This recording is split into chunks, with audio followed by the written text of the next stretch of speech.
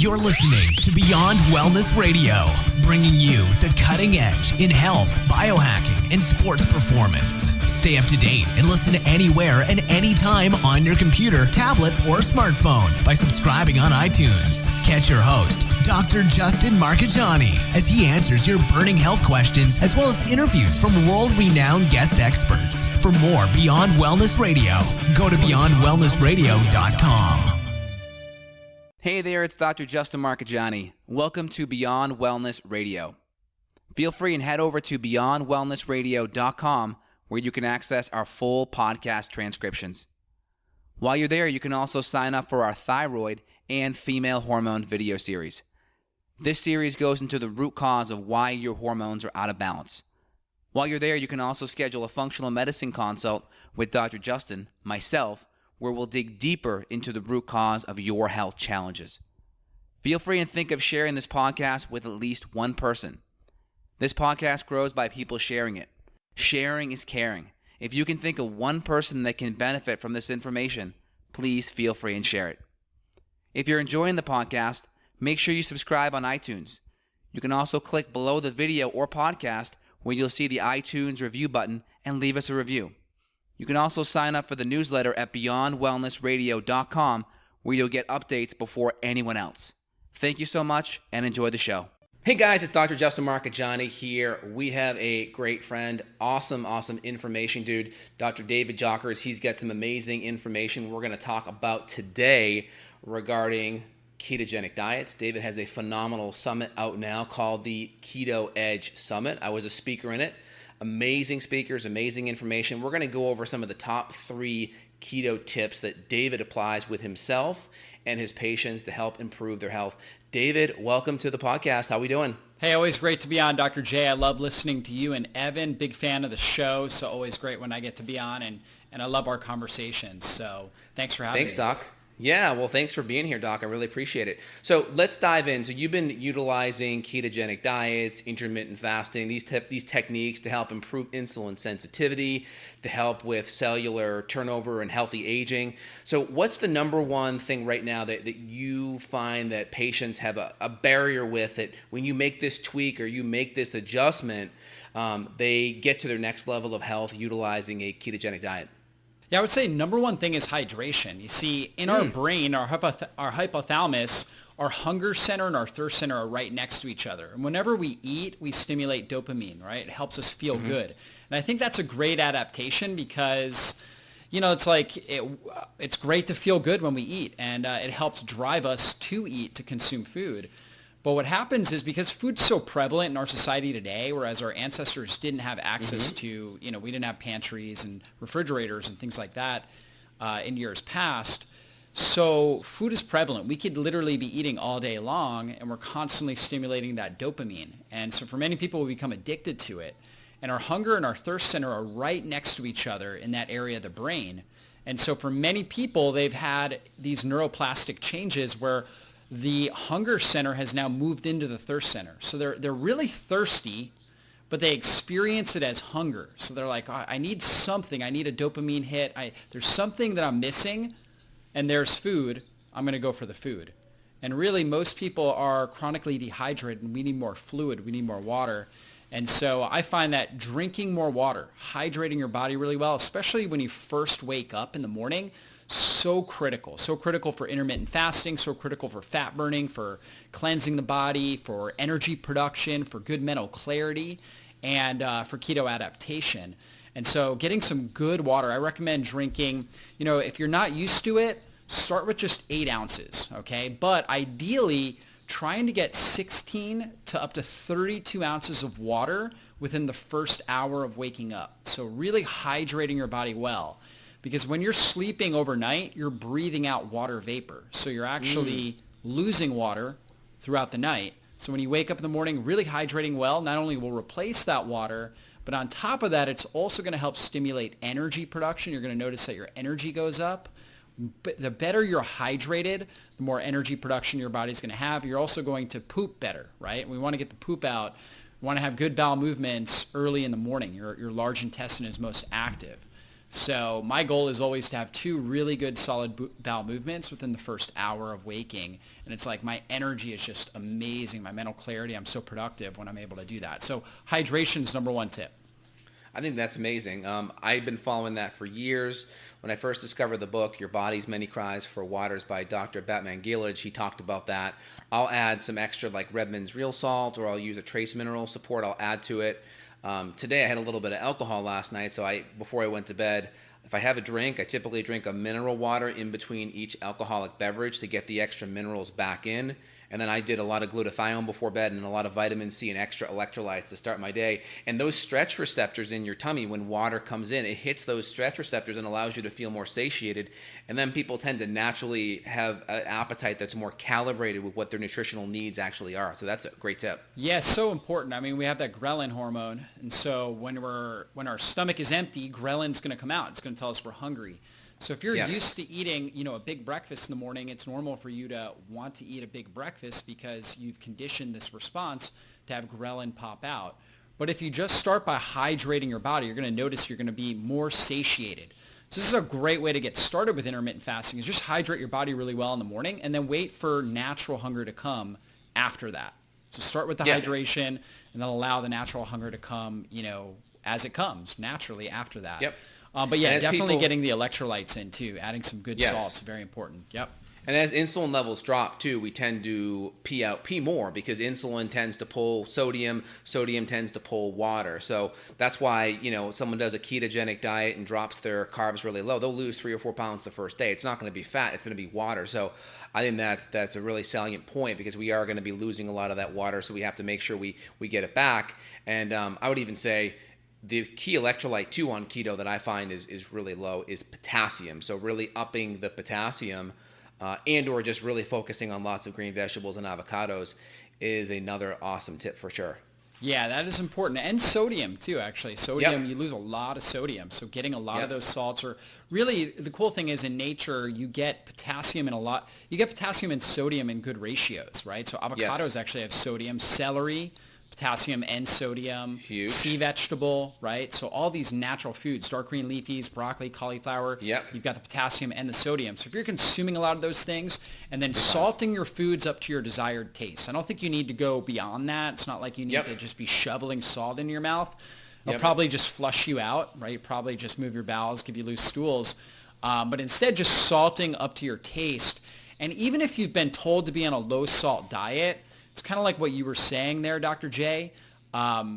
Basically, once your insulin goes down, so if you're on a lower carb diet or if you are doing some fasting, your insulin's going to drop down. And when you drop insulin, you start to excrete sodium. Yes. And with that sodium comes the water. So you need to replace that. So adding in these good trace mineral rich foods, even grass-fed meats, very rich in minerals. A lot of good salts in there. So it's really, really good stuff. Dark green leafies, sea vegetable, a lot of things we just talked about. Fermented foods, olives, pickles, sauerkraut, all really, really good stuff when it comes to trace minerals. So getting those in your diet and then just salting up to your desired taste, really good. And then, it's really as simple as this. When we were talking about taking Redmond's Real Salt or Himalayan salt, just put a little pinch on your finger and put it on your tongue. Especially if you're noticing that you're just feeling a little bit dizzy, or especially a lot of people when they start intermittent fasting or if they start going on a low-carb diet, they feel a little bit dizzy, a little bit spacey. And oftentimes that's an electrolyte issue. So just taking a pinch of salt, putting it on your tongue, drinking, 2 to 4 ounces of water, just drinking a little water after that can knock that out right away. I've also seen people with allergy symptoms starting having like a runny nose, coughing, things like that. Taking a little bit of salt and water actually acts as a natural antihistamine. Simple, easy solution. Yep, because histamine actually, one of its jobs, and Dr. Batman, who I call him, in that book, he talks about histamine helps triage water. So when we become dehydrated, we start to triage water into organ systems that are most vital, like the brain, the heart, right? And so therefore the mucous membranes get less of it. So we're more likely to have allergic type responses, right? And plus we have elevated histamine in our system. So when we hydrate the body, get the electrolytes in, naturally reduces that histamine response, and we get a more balanced histamine response, therefore less of the congestion, right? The runny nose, things like that. Yeah, totally makes sense. Love it, love it. And then what's your favorite brand for a good mineral salt? I heard Redmond's Real Salt. Redmond's Real Salt is great. Absolutely. I think it's a little bit lower cost than Himalayan. Himalayan sea salt's a great one. Celtic is a good one. So any of those are great. And then just for people listening, it's not just sodium chloride. Your typical table salt will be sodium chloride. It'll be bleached as well. So we're talking about salts that have, 60, 70 different micro minerals as well as just sodium chloride. So you're getting a lot more in there. I think that's phenomenal. What's number 2, Dr. Jockers? Yeah, so we talked about the water and the electrolytes. Yep. I think, obviously we got to start with that. Number 2 is really controlling your stress and focusing on good sleep. So most people don't understand this, but when we're under stress, we're going to be elevating our blood sugar. So higher amounts of stress hormone are telling our body we're in a place of fight or flight. And when we're in a place of fight or flight, we might need to sprint at any moment with survival. So our body's naturally going to elevate our blood sugar. And when we do that, then, and if we're not running, so if we're just stressed out, like we're sitting in traffic, whatever it is, our spouse says something, and we're stressed out about it, we're elevating our blood sugar, but we're not giving the response the body needs, which would be to run or lift something heavy or climb a tree. So therefore, we just end up with this elevated blood sugar. So then the body pounds out some insulin to help lower that blood sugar, because we know high blood sugar can be toxic. It can actually cause damage to the nerve system, cause advanced glycation end products, all kinds of oxidative stress. So the body gets insulin up to take the sugar out of the bloodstream. And of course, when insulin's up, that's going to inhibit the production of ketones. We're not going to be able to burn fat. So insulin being elevated because of the stress response is going to cause you to not be able to burn fat, not get into ketosis, and therefore it's also going to cause kind of this spiral where you're going to end up with hypoglycemia, because oftentimes you'll drop that blood sugar too low, and then you'll get another stress response, and it's this vicious cycle. So you got to really keep your stress under control. That's why I never tell anybody to start intermittent fasting or start a ketogenic diet if you're already overwhelmed by stress. Like if you would describe your life and you'd say, I'm just overwhelmed by stress, not a good time for, a ketogenic diet or fasting. That's more for somebody that's got stress under control. Now these are hacks that are going to really improve your body's ability to be more resilient to stress, to improve your fat burning, improve your brain, downregulate inflammation really powerfully. But first you got to get your stress under control, and you got to get your sleep under control, because if you don't sleep well, then you're naturally going to be under a higher amount of stress. If you're getting consistent poor nights of sleep, even if you don't feel stressed out during the day, you're going to have higher stress hormones, which is again going to cause that cascade of high blood sugar and high insulin. That totally makes sense. And I see an email in my inbox that you sent me a couple days ago for your newsletter, and you talked about some of your favorite adaptogens. And I imagine this is kind of what you probably plug in on the supplement side outside of diet and lifestyle modifications. I imagine you're probably using some adaptogens to help modulate this stress response. Is that true? Oh, absolutely. I love ashwagandha, right? A great one. Magnolia officinalis, reishi mushroom, really good. Lemon balm, right? Very good relaxing herbs. If you want more energy, something like rhodiola, right? Really good. Siberian ginseng, another great one for energy, right? And the great thing about adaptogens is they're going to help balance you. So if you feel anxious, all right, and jittery, they're going to help bring you down. If you feel fatigued and lethargic, they're going to help bring you up. And that's the great thing about them. They just kind of modulate and help balance you out. Also, a huge fan of magnesium, too. I find that most people are deficient in magnesium, so magnesium can be really, really powerful for helping modulate the stress response. Modulation means balancing, right? That's what we want. We don't necessarily want to increase or decrease. We want what the body needs at the moment, right? So we want to help balance it out, so we're able to adapt to the environment, adapt to the stressors we're under, and be able to perform at our highest level. So those herbs and magnesium are key. That makes sense, because people, I think, forget, like they're so focused on their diet. Hey, I'm trying to keep these carbohydrates down because these eventually will break down into glucose or fructose in my body and have potentially a negative effect at burning fat or cause insulin resistance. People forget that their cortisol levels can create surges of glucose through either protein in their body, or just releasing glycogen that's already in their muscles. And that can be the equivalent of having an extra carbohydrate that you wouldn't want to eat, but you're not even eating it. It's being released internally from these different stores, and you can still have deleterious effects. So the adaptogens, like you mentioned, I think are great. Just getting those GLUT4 receptors upregulated on the muscle. These are little fingers that help pull glucose into the muscle, and you can do that by movement, by taking a walk after dinner, or doing some bands or some resistance training to help soak up a lot of that glucose. That's really good points.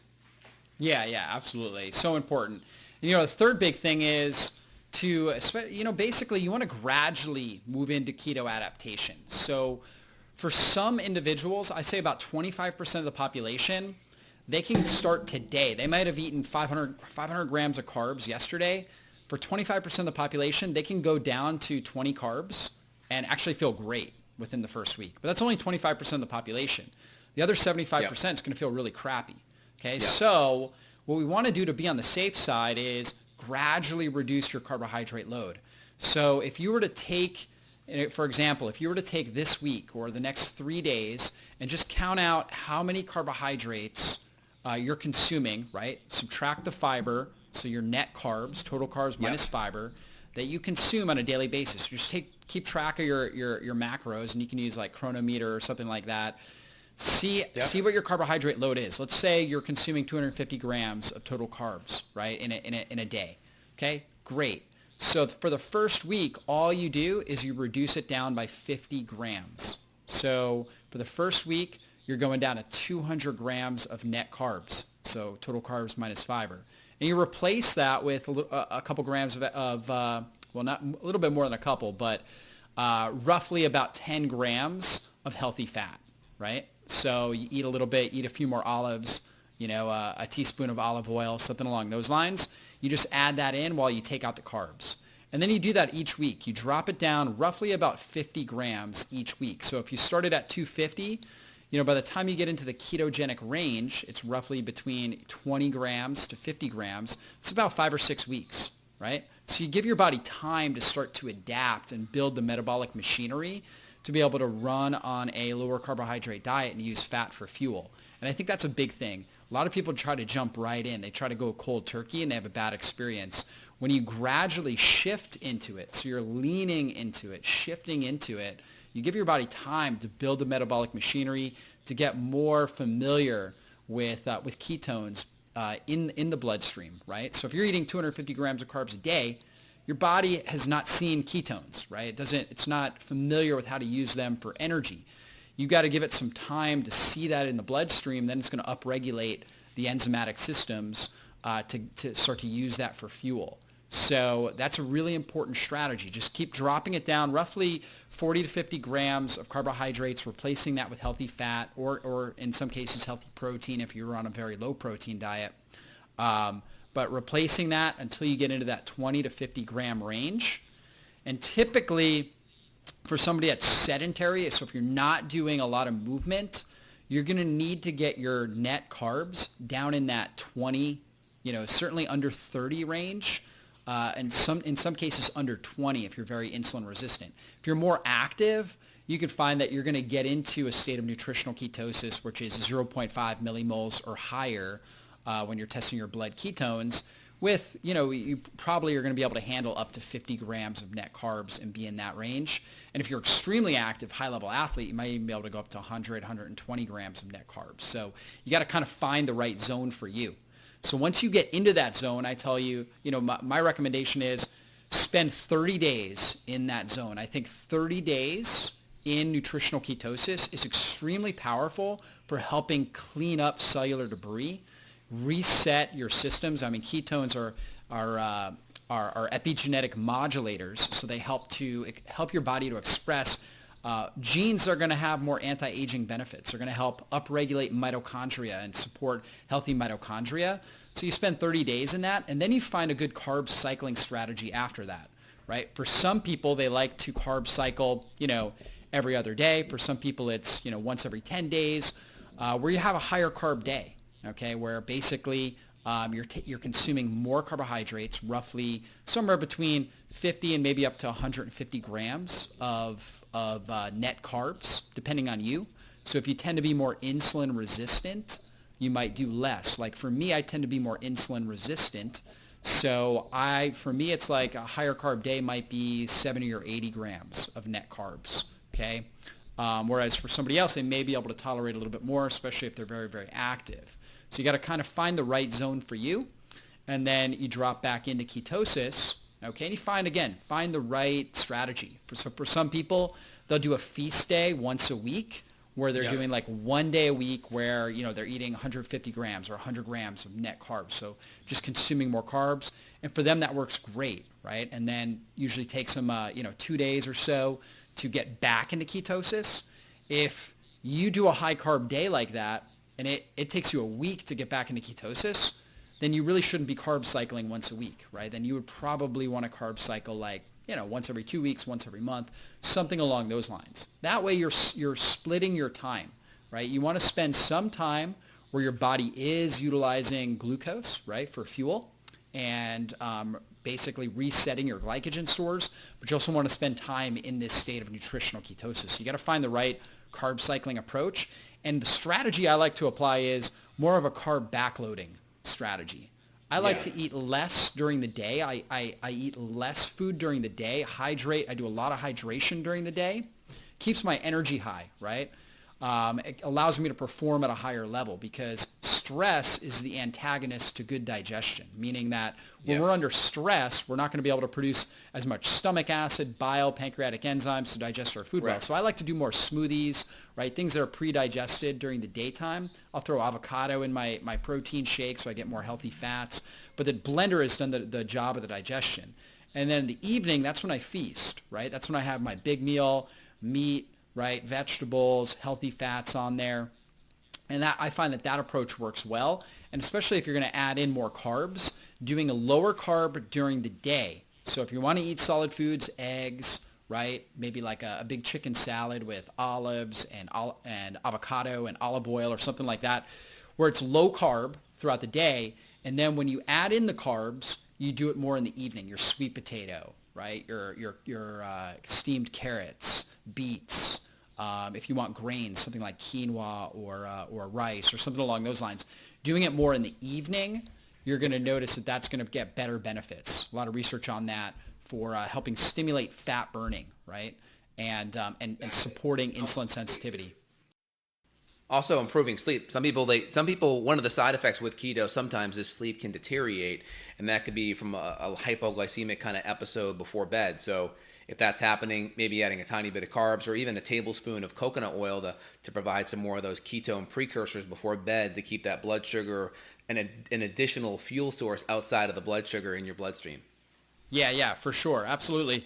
And I think if you do the slow keto adaptation approach, you'll notice less of the hypoglycemia, right? Yeah. Which will definitely help. Your body will get better and better at using ketones. But a big thing that I do see is that people aren't feasting, right? So if you're under eating for a certain portion of the day, you're eating, lower amount of calories in the evening, definitely eat higher amount of calories, right? To make up for it. And that is a mistake I see a lot of people make is they reduce the carbs, but they're not as generous with the fat. And therefore they end up not consuming enough calories, which can then cause the hypoglycemic type issues, especially for like lean women. I see that, a lot of lean women having that issue. Okay, they just don't have as much body fat, and the body's trying to protect the body fat. Yeah, that's a big thing. I see that all the time. If you don't get enough fat in there to replace some of the carbs that are pulled out, then you could still be in a caloric deficit, and that can still create a stress response. So I think that's really important because the whole goal is we have this kind of fuel partitioning mechanism. Imagine like an air traffic controller, right? Planes come in, you point this way, you point that way. Imagine an air traffic controller saying, okay, go to the mitochondria, get burnt up, or go back into the fat cell and get burnt up, get stored. So we want to be the air traffic controller shuttling everyone to the mitochondria, to the muscle cell to get burnt and not to get stored. And we have to change these cellular enzymes. We need more lipolytic, right? Lipo meaning fat, lytic meaning to break down. So more lipolytic, hormone-sensitive lipase, growth hormone, thyroid hormone versus insulin and lipogenic hormones on the storing or formation side. So I think what you're saying, these are just basically upregulating that air traffic controller to say, get burnt up and this cellular energy can't be snapped on. And the more insulin resistant you are, like you're highlighting, this may take a few weeks, maybe even a month, and you're having a tapering protocol just so it's not so painful, so you don't develop this keto flu type of thing where you're tired, you're achy. Is that correct? Oh yeah, absolutely. So the keto flu is going to be related to hypoglycemia, electrolyte imbalances like we talked about, and HPA axis dysfunction, or what we call adrenal fatigue, right? So it's kind of a combination of all three of those, and they all work together.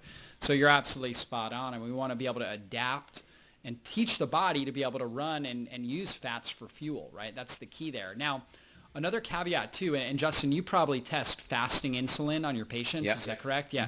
So I test that on all my patients, right? Fasting insulin levels.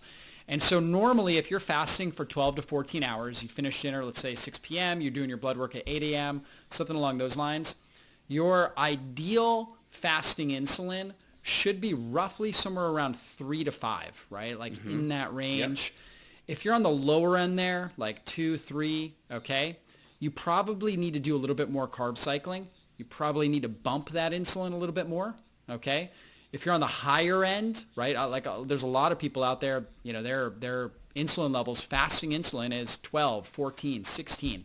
These are people that are going to do better doing fasting, right? Intermittent fasting, longer fasting, and lower carb throughout the day to get that insulin level down, okay? So that's another caveat, getting your fasting insulin levels tested.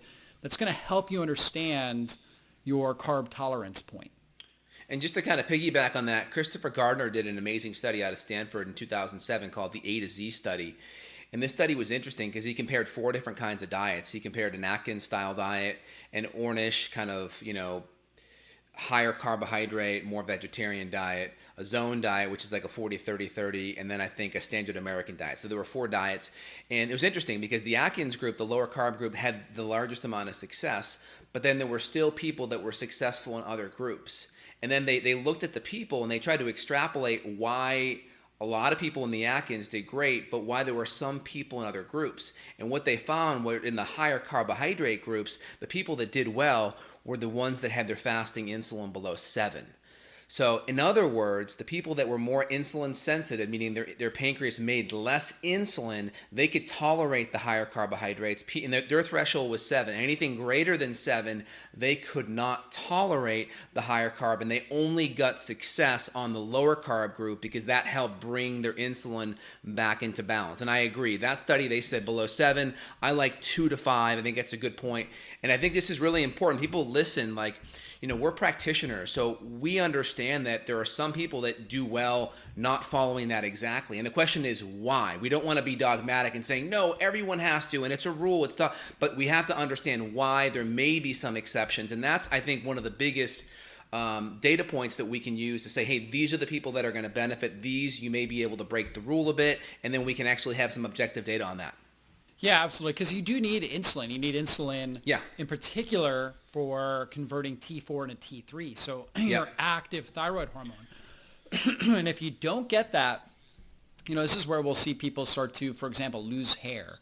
They get really, really fatigued. They get constipated. They get really, really cold when they're fasting or on a ketogenic diet, right? And this is a sign that they've probably been under-consuming calories, right, as a whole.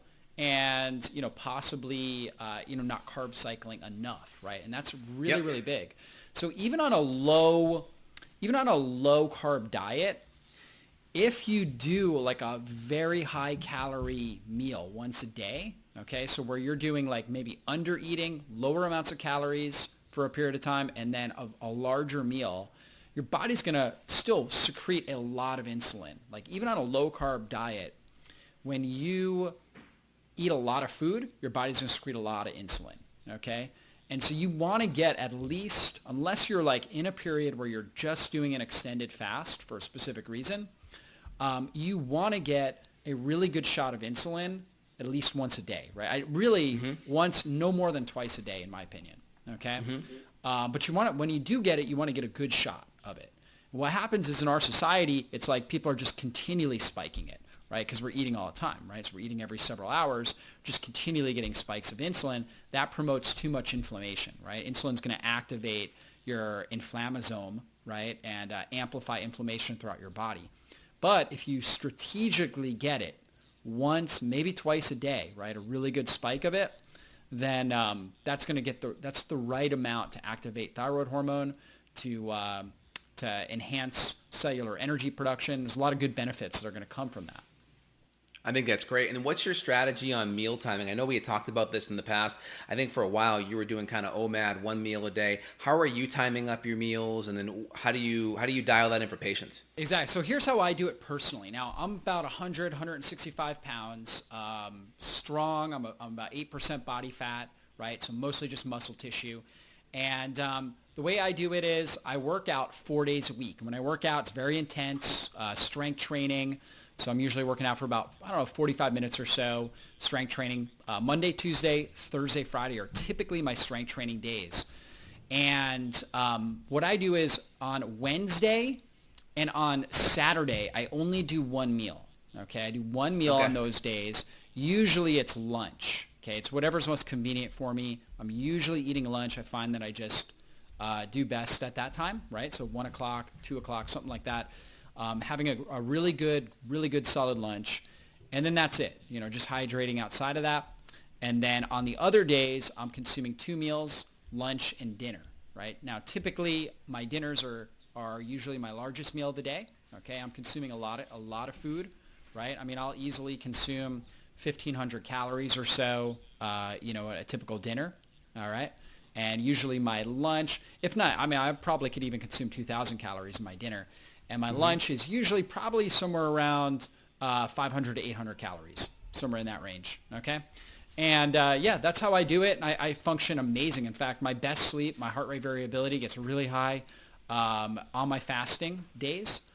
So when I'm sleeping Wednesday night and Saturday night, it's like I wake up the next day, I just feel amazing, like so good. And that's why I do it. In fact, if I didn't lose weight, when I would do 1 meal a day if I didn't lose weight when I did it. So what happens is I tried that and I started losing muscle. I started losing weight. And I'm already very lean as it is, right? Very, very thin.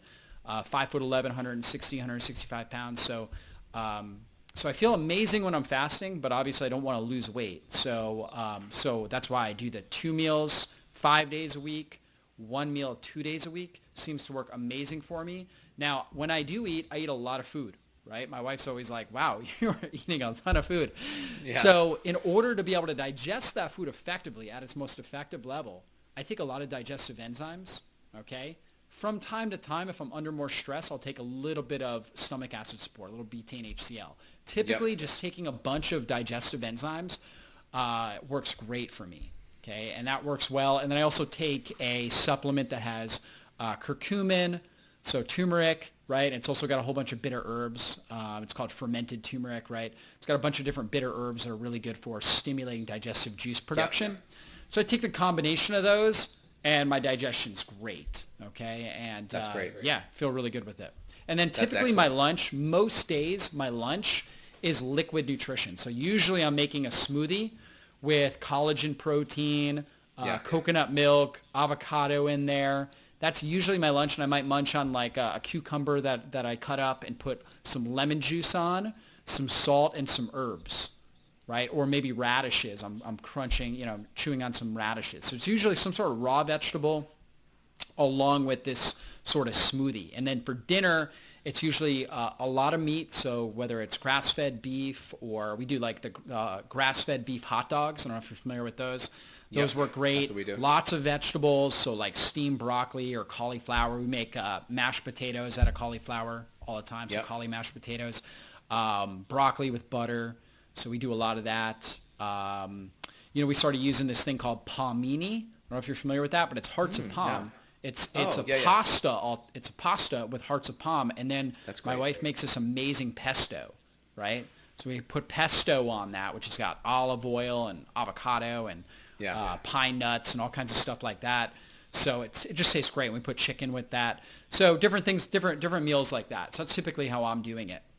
That's great. Excellent. Yeah, I do something similar as well. Typically my day in, day out, I'm having some level of coffee in the morning with some butter and MCT and a little bit of collagen.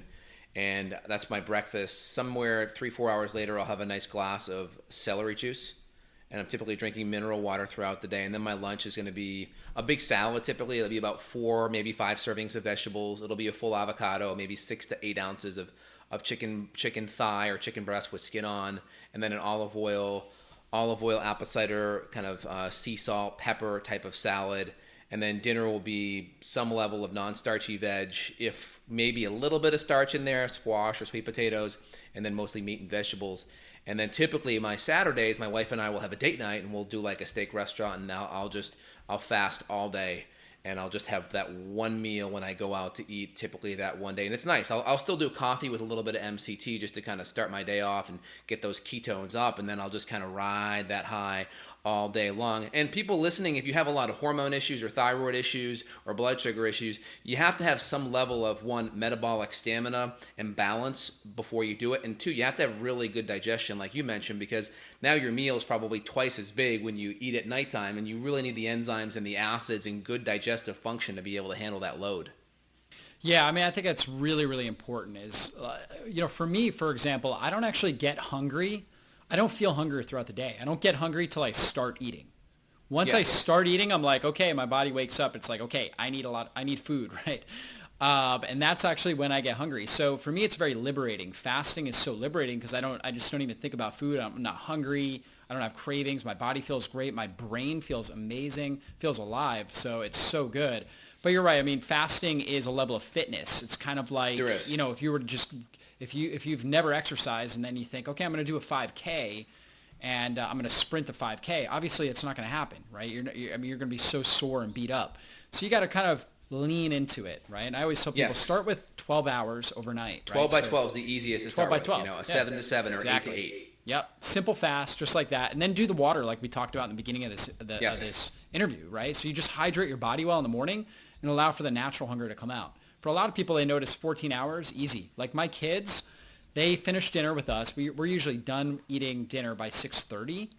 And my kids sleep till like 8:30 in the morning, 8:30. Huge. I don't know if your child is like that too. Same way, and it's all nutrition based. Like my son for dinner last night, I mean, he had a grass-fed organic hot dog, a cut-up avocado, and then he's having a hard time with green vegetables. We're getting green beans in with sea salt on, and then we have a organic green drink, no added sugar, no fruit juice in there, and that he'll kind of pound that throughout the day and in his meal. So yeah, and that's huge. I see kids that wake up, a lot of it's blood sugar, and it's not getting enough fat. The fat is key for blood sugar and satiation. Yeah, so important. Got to have the fat. So my kids will finish dinner by 6:30. We get them in bed by 8:30. They sleep till 8:30. They wake up, they take a bath, right? By the time they get breakfast, it's usually like 9:30 or so, right? So they're getting like, and they're fast-growing kids, 3.5-year-olds, right? So they're getting like a 15-hour fast right there. And and that's because we have, and they're not on a ketogenic diet. They're definitely consuming carbs, healthy carbs, but they always have the healthy fats. And they're still on a lower carbohydrate template than, your typical modern Americans or your typical SAD diet. And so because of that, they have better metabolic flexibility, right? They're able to go, 15 hours here without consuming food. So what I find is that for most people, 14 hours, as long as you hydrate well, as long as you're sleeping well, right, doing those things, not an issue, right? And then especially if you do feel like you're overwhelmed with stress, or if you tend to be like a very lean woman or a lean woman that's doing a lot of exercise, okay? Then one thing we'll try to do is something called crescendo fasting. I'm not sure if you're familiar with that, but it's basically where we do a 16-hour fast, 2 days a week, non-consecutive days. So it'd be like a Monday, Friday, right? So fasting is a stressor on the body, just like exercise is a stressor. So exercise exercise is great, but if you do exercise 5 days in a row, right, it can be too stressful on the body. Yep. So I don't recommend exercising more than 2 days in a row. After 2 days, I recommend taking a rest day. Like for me, I do upper body one day and then a lower body the next day. And then the next day is always a rest day. Okay? Yep. So unless you're like a high-level athlete, I wouldn't there's just no reason. You actually, the recovery is where you get the most benefit, right? You need to recover. Right. So 2 days in a row. Same thing with fasting, especially if you're new at it or if you've been under stress, or if you tend to be leaner, a leaner female, then not doing it more than 2 days in a row. And ideally, a better way to start would be 2 non-consecutive days a week, Monday, Friday, for example. Love right? it. Or your least stressful days. Like, Justin, you're doing your long fast on a Saturday. Yep. You have less stress on Saturday. You're hanging out with the family, Exactly. things like Yep. that. So, yeah, it's easier for you. Exactly. Well, Dr. David, this is amazing. Lots of great tips. I think people that are listening, a lot of these tips are clinical as well. So kind of we're in the trenches working with patients. So these aren't theoretical things. These are things that actually work. So, take it to heart. Try to find at least one thing in this podcast that resonates and try to apply it. I think there's some great information. And for all you out there, head over to drjockers.com, drjockers.com. Make sure you subscribe to his email list. Also, the Keto Edge Summit. Keto Edge Summit. We'll put a link down below if you guys are listening. Just click there. Make sure you sign up to get access to all the great speakers and the great content that's available. Dr. Jockers, anything else you'd like to leave the listeners with today? Yeah, I would say, definitely the Keto Edge Summit. It's great. We talk about all these types of things, how to get fat adapted more effectively, how to kind of lean into fat adaptation, like I was talking about before, how to navigate through, things like the keto flu, how to prevent getting it. And, the tremendous benefits that can come from a state of nutritional ketosis.